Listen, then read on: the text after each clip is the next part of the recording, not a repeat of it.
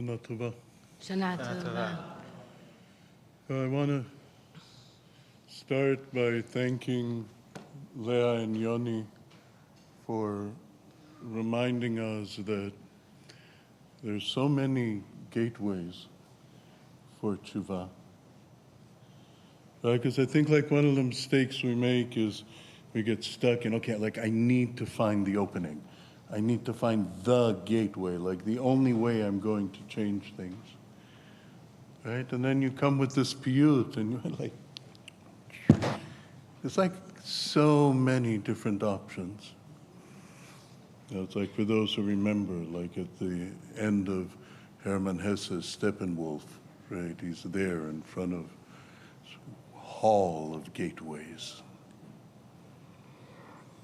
And I also want to thank Rav Tiferet for, I think she's here anymore, but I want to thank Rav Tiferet for reminding me of what is one of the most important gateways of tshuva for me, which is, maybe I'm asking the wrong question. And so I just want to say some words to open the heart for Tkiyat Shofar, because it says already in Maharil, who is I think the oldest foundation of Ashkenazi halacha, says if you talk before Kriyat Shofar, you should not give a beautiful darush. So it's the wrong time. It doesn't matter how sweet your words of Torah are, that's not the point. Before Tkiyat Shofar, you have to say something to open people's heart to Tkiyat Shofar. So I'm going to try to stick to that.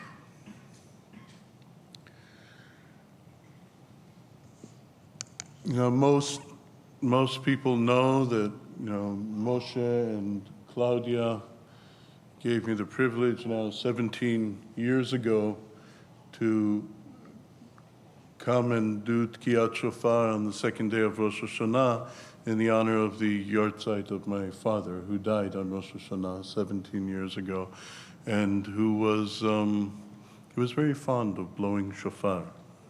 So it becomes something of my kaddish for him. But it's a little strange that it's my way of connecting to my father here, because in all of our traditions, the myth of Tkiyat Shofar, or the story of Tkiyat Shofar, is a mother story.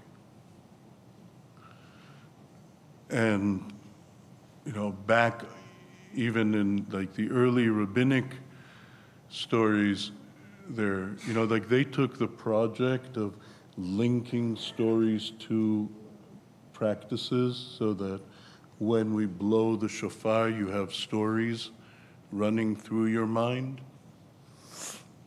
And they explicitly linked Tkiyat Shofar to two mother stories and to the pain of two mothers.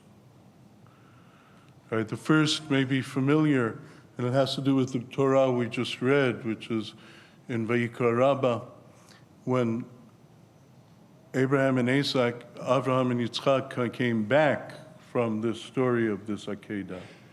And Yitzchak came home, and he came home to his mother. And she said, "Where were you?"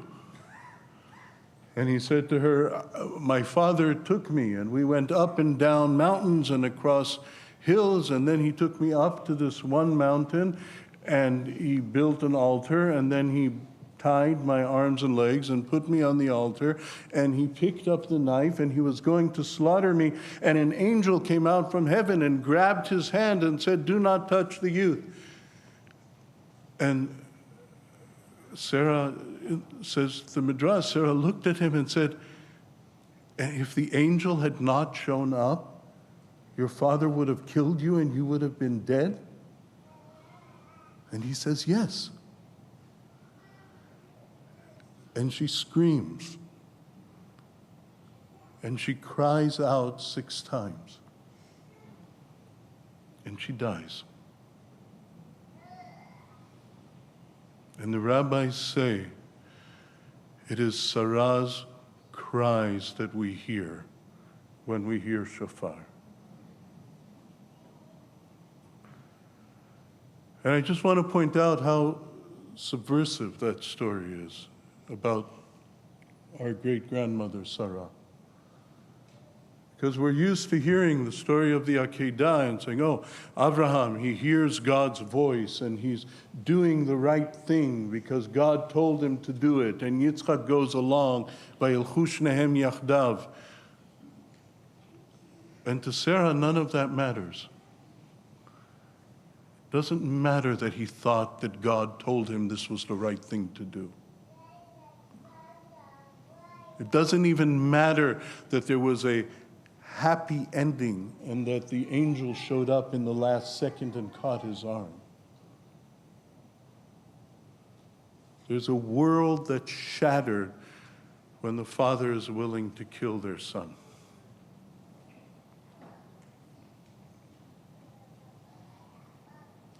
And her world is shattered, no matter how right it is and how just it is. And it is those cries and screams that we hear when we hear shofar. And the other story is just as subversive. The Gemara in Rosh Hashanah. It's a story about when there was a war between the Israelites and the local oppressing people.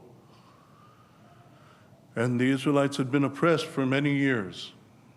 And then Dvorah rose as a leader, and she enlisted Barak ben Avinoam, and there was a battle with Sisera, the general of the army, of the opposing army, of the enemy army, and there was thunder and lightning and rain that came in the exact right time, and the Israelites won the battle and were freed, and Sisera, the general, fled and was killed on the road by another woman, by Yael, actually.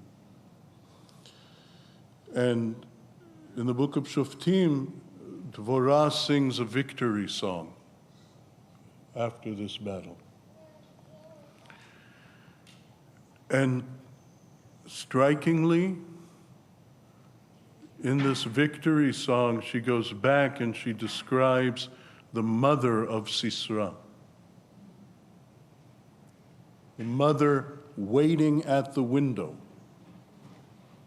wondering, why is her son late? Why is he not coming home? And follows her through the process until realizing that he's never going to come home. And describes her crying out and screaming and weeping. Now, I can't guarantee that Yael told this story with a lot of sympathy to Sisera's mother, but the rabbis came along and said, that's the screaming you're hearing in Tkiyat Shofar. And again, it doesn't have to do with who's right. It doesn't have to do with who's the enemy. Because the screams of the mother who has lost her son, even if her son is the general of the oppressing army, that's what we hear in Tkiyat Shofar.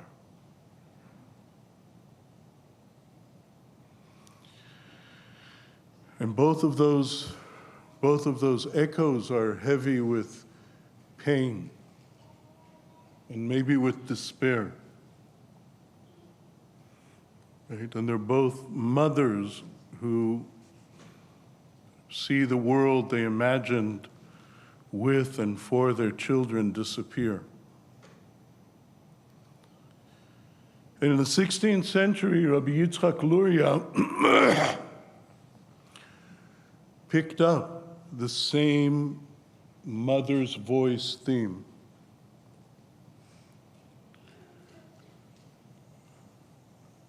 and took it in another way, another possible gateway. Because Luria said that whenever we celebrate a holiday, it's not about remembering something that happened thousands of years ago. It's about living through that happening at this moment. And so he said on Rosh Hashanah, we celebrate the creation of the world. That means we have to live through the creation of the world at this moment. And he said the world is created through God, but through God as the great mother. It's a mother who gives birth. It's a mother who sustains all of our being. And he says, if you look in Bereshit, right, there's this beginning of creation. Things come into place. Humanity is created.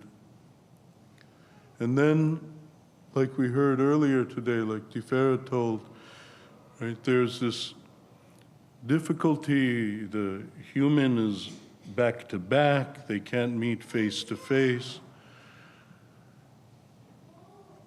And God, Vayapel Adonai Elohim tardema al ha'adam. God makes sleep fall on humanity, on the person, on Adam, so that they can be separate, so that male and female can be reborn such that they can face each other. Adam v'Chava. And he says, when we blow shofar, that's the great mother, God as the great mother, bringing out these new humans into the world. It's a birth at this moment. And he says, what we hear in shofar are the birth cries of God as the great mother, bringing a new world, a new humanity, a new possibility into life. And I think when I walk into sort of this place, this act of blowing shofar, I think Luria's story and the echoes I hear from that take much of their power from the pain of the earlier mothers. That is, it's from the cries of despair and pain and death. Hearing that, taking that, resonating with that we can take another step and hear the cries of birth and of new possibility. Right? Because that's what Ima is. That's what tshuva as coming back is. What are we coming back to? Right? But the Ari teaches the great mother, Ima, is Yovel, is a time where slaves are free. It's the God that took us out of Egypt. What we go back to in tshuva is we go back to possibility. Everything that was impossible because of everything we've done, because of everything others have done. To do tshuva is to go back to possibility. And it's to carry with us the echoes of these mothers, both crying out for death and crying out for birth.